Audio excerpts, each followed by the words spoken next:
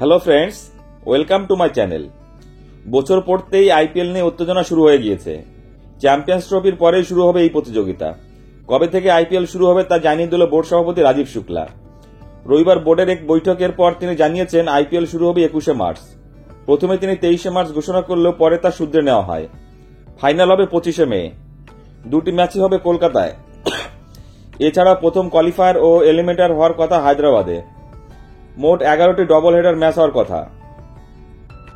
রবিবার বোর্ডের বৈঠকে নতুন সচিব এবং কোষাধ্যক্ষ বেছে নেওয়া হয়।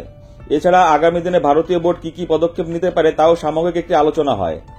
জল্পনা রয়েছে মহিলাদের প্রিমিয়াম লিগ অর্থাৎ ডব্লিউপিএল কোন কেন্দ্র হবে তা নিয়েও। রাজীব জানিয়েছেন সেটাও চূড়ান্ত হয়ে গিয়েছে। গত বছর আইপিএল শুরু হয়েছিল 22শে মার্চ। চেন্নাই এবং বেঙ্গালুরু একে অপরের মুখোমুখি হয়েছিল।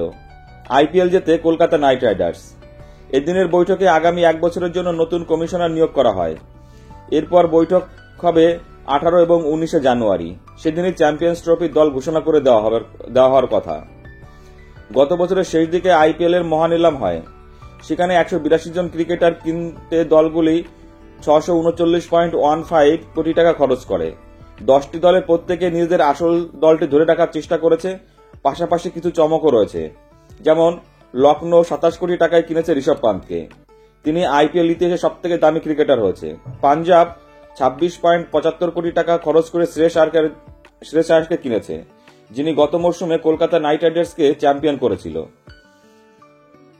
বন্ধুরা, ভিডিওটি ভালো লাগলে অবশ্যই লাইক, কমেন্টস এবং শেয়ার করে দিও এবং চ্যানেলটি সাবস্ক্রাইব করে দিও। সকলে ভালো থেকো, ধন্যবাদ।